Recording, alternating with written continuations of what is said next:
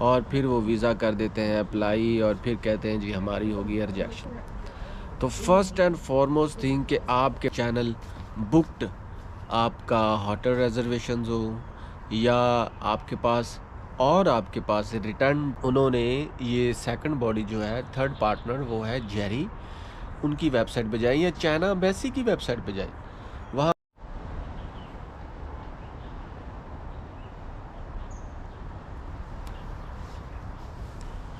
Hello दोस्तों, कैसे हैं आप? नई सुबह नया दिन। आज बहुत धूप है लेकिन दोस्तों सर्दी भी बहुत ज़्यादा है। तो आज मैं उन लोगों से मुखातब हूँ जो चाइना का वीज़ा करते हैं अप्लाई, लेकिन उनका हो जाता है जी रिजेक्ट। वो क्यों होता है? ये कुछ बातें हैं, 3 अहम बातें हैं जिसकी वजह से उनका हर वीज़ा रिजेक्ट हो जाता है। तो ये बातें कौन सी है दोस्तों, इनको आपने सुनना है गौर से, तसल्ली से। और अगर आप आज की वीडियो गौर से सुनेंगे तो आपका वीज़ा कभी भी रिजेक्ट नहीं होगा। अगर आप करना चाहते हैं चाइना अप्लाई तो बने रहिएगा जी। तो दोस्तों चाइना टोटल ऑफ़र करता है जी 15 टाइप्स के वीज़ाज़। ये ऐसे वीज़ाज़ हैं जिनमें टूरिज़म है, जिनमें वर्क वीज़ा है, जिनमें स्टडी वीज़ा है, जिनमें स्पाउस वीज़ा है, जिनमें एक्सचेंज वीज़ा है, जिनमें टैलेंट वीज़ा है। बहुत से यानी कि 15 टाइप्स के वीज़ाज़ हैं जो मैंने ऑलरेडी आपको अपनी वीडियोज़ में बताए हुए हैं। वो लिंक में जाके ज़रूर उसको सर्च कीजिएगा। लेकिन दोस्तों बहुत से ऐसे लोग हैं जिनके वीज़ाज़ रिजेक्ट हो जाते हैं, वो भी चाइना के लिए। तो याद रखें, China is one of those 5 countries which visas very tough, जिसके वीज़ा लेना बहुत ही टफ़ है। लेकिन अगर आप अच्छे तरीके से अप्लाई करें, आपके डॉक्यूमेंट सारे कंप्लीट हों, आपकी एप्लीकेशन का प्रोसेस ठीक हो, तो आपका वीज़ा कभी भी रिजेक्ट नहीं होगा।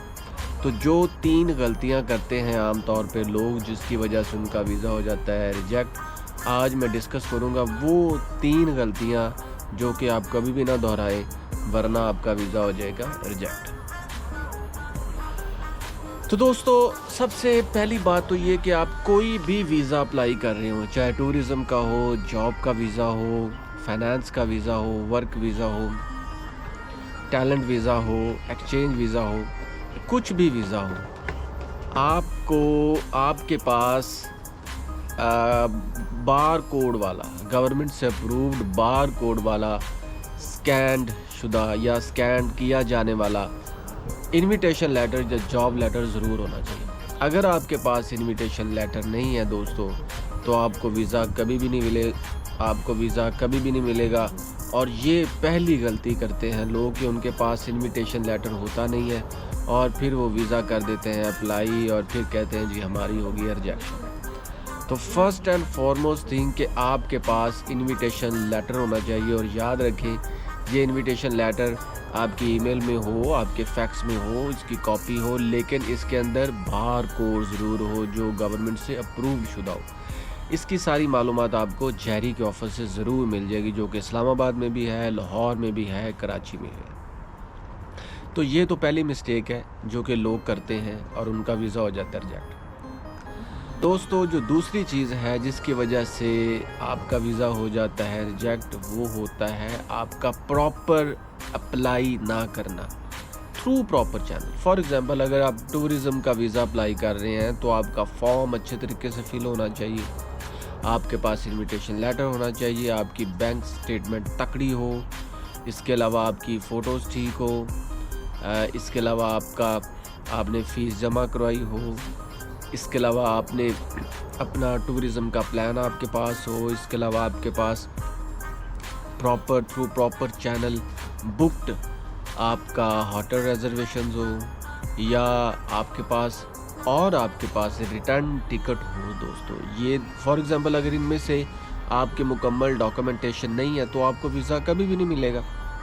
फॉर एग्ज़ाम्पल अगर आप जॉब का वीज़ा अप्लाई कर रहे हैं और आपके पास जॉब लेटर ही नहीं है, या आपने फॉर्म को फिल गलत किया है, जॉब की बजाय आपने टूरिज़म लिख दिया है, तो याद रखें आपको इन तमाम वीज़ा की टाइप्स का पता होना चाहिए। जैसे एल वीज़ा टूरिज़म के लिए होता है, एम वीज़ा बिजनेस फाइनेंस के लिए होता है, आर वीज़ा टैलेंट के लिए होता है, जेड वीज़ा जॉब के लिए होता है, X1 X2 वीज़ा स्टडी के लिए होता है, F वीज़ा भी स्टडी के लिए होता है, एक्सचेंज के लिए होता है, S वीज़ा स्पाउस के लिए होता है, Q वीज़ा स्पाउस के लिए होता है।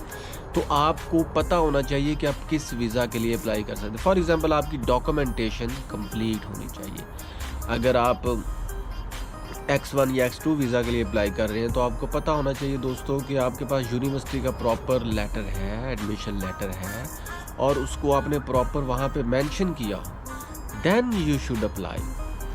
तो दूसरी चीज़ जो मेन थी वो थी आपकी प्रॉपर डॉक्यूमेंटेशन। अगर आपकी प्रॉपर डॉक्यूमेंटेशन नहीं है दोस्तों तो आपको कभी भी हरगज़ वीज़ा नहीं मिलेगा। तो ये चीज़ लोग करते हैं जी गलती, डॉक्यूमेंटेशन पूरी नहीं करते। दूसरा वो फॉर्म फिल गलत करते हैं। फॉर्म कहाँ से आपने डाउनलोड करना है? जेरी की वेबसाइट। जेरी मैं इसलिए कह रहा हूँ कि आप डायरेक्ट चाइना की एम्बेसी में अप्लाई नहीं कर सकते। उन्होंने ये सेकंड बॉडी जो है, थर्ड पार्टनर वो है जेरी, उनकी वेबसाइट पे जाइए या चाइना एम्बेसी की वेबसाइट पे जाइए। वहाँ पे प्रॉपर उन्होंने जो डाउनलोड की ऑप्शन दी हुई है फॉर्म में, उसको आप डाउनलोड करें।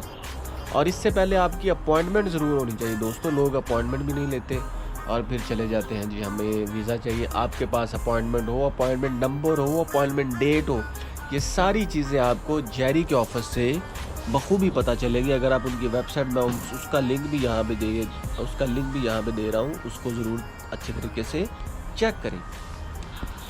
तो तीसरी वजह जिसकी वजह से दोस्तों आपका वीज़ा हो जाता है रिजेक्ट, वो होती है आपकी बैंक स्टेटमेंट। दोस्तों याद रखें, अगर आपके पास अच्छी बैंक स्टेटमेंट नहीं है, फॉर एग्जांपल अगर आप टूरिज़्म का वीज़ा अप्लाई कर रहे हैं तो आपके पास मिनिमम 6-7 लाख की बैंक स्टेटमेंट होनी चाहिए। और टूरिज़्म वीज़ा के लिए आपके पास ज़्यादा चांसेस तब होते हैं अगर आप 5 या 5 से ज़्यादा लोगों का ग्रुप जाना जा रहा हो। तो अगर आप सोलोली अप्लाई करेंगे तो बहुत मुश्किल हो जाएगा। और अगर आपकी बैंक स्टेटमेंट भी 1 लाख 2 लाख की है तो वो भी मुश्किल हो जाएगी। बाज़ लोग कहते हैं जी हम तो अभी हमारी तो अभी अकाउंट नहीं है। तो आप अपनी वालिद का, वालदा का, बीवी का, जिसका मर्ज़ी, स्पाउस का, अपने पेरेंट्स का अकाउंट लगा सकते हैं। लेकिन आपने उसके साथ भी FRC का लेटर दादरा से बनवाना होता है और उसके साथ आपने बैंक स्टेटमेंट देनी होती है।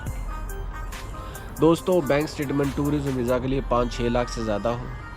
बिजनेस वीज़ा के लिए मिनिमम 50 लाख या 1 करोड़ की बैंक स्टेटमेंट हो, मिनिमम मैं कह रहा हूँ, क्योंकि आप वहाँ पे बिज़नेस करने जा रहे हैं। अगर आप वहाँ पे अपना कोई इंस्टीट्यूशन या यहाँ पे अपनी कोई शॉप वगैरह खोलना चाह रहे हैं, और इस पर भी 2 तरह की चीज़ें होती हैं। एक तो होती है कि आप किसी के साथ जॉइंट वेंचर, JV वेंचर करना चाहते हैं, तो उसके लिए भी आप 70-80 लाख रुपए की बैंक स्टेटमेंट हो। यानी कि आप चाइना में अपना कोई ऑफिस खोलना चाहते हैं अपनी प्रोडक्ट्स का, किसी चाइनीज़ के साथ मिलके।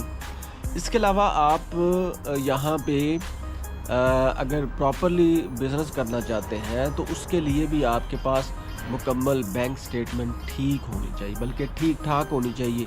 आपका वीज़ा कभी भी रिजेक्ट नहीं होगा। अगर फॉर एग्ज़ाम्पल आप यहाँ से कंटेनर मंगवाना चाहते हैं, ठीक है, तो डेफिनेटली आपके पास 1-2 करोड़ या इससे ज़्यादा होंगे तभी वो आपको वीज़ा देंगे ना। अगर आपके पास बैंक स्टेटमेंट ही नहीं है प्रॉपर, तो फिर आप कैसे अप्लाई करेंगे? हाँ, थोड़ी सी रिलैक्सेशन होती है जब आप जॉब वीज़ा के लिए अप्लाई कर रहे हो या जब आपका स्कॉलरशिप हो जाए। ये 2 ऐसी सूरतें होती हैं, या जब आप Q1 या S1 यानी स्पाउस वीज़े पे जा रहे हो, तो फिर आपकी बैंक स्टेटमेंट इतनी मायने नहीं रखती। मुझे याद है मैंने अपनी बैंक स्टेटमेंट सिर्फ 90,000 रुपये लिखवाई थी, सो आई गॉट द वीज़ा।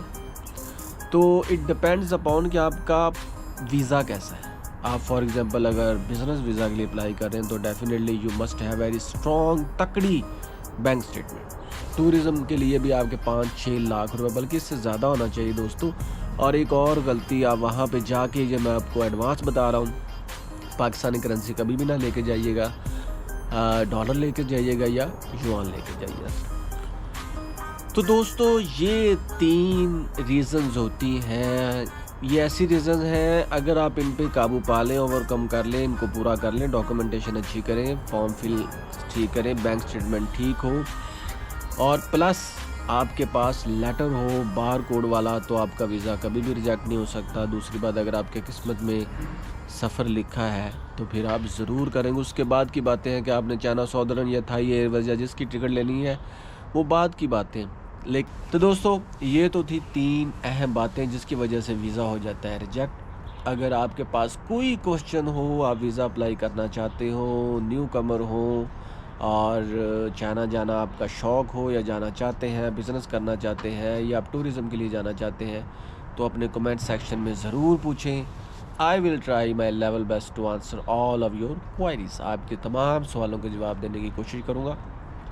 तो इन बातों के साथ दोस्तों, अगर आप मेरे चैनल में हैं न्यू, इसे करें सब्सक्राइब। अपना रखें ख्याल। Thank you so much.